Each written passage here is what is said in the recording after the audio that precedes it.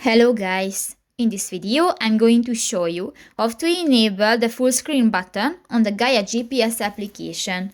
But first of all, I just want to mention, please don't forget to subscribe to our channel, because at 100,000 subscribers we are going to show you our YouTube revenue statistics and growth strategy, how to make money online.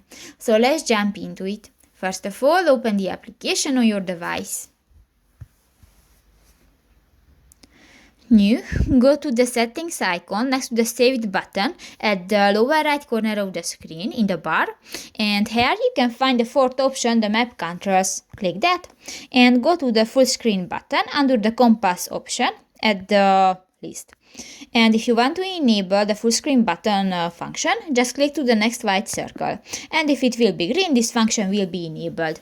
So that's pretty much it for this video guys. See you in the next one. Bye bye.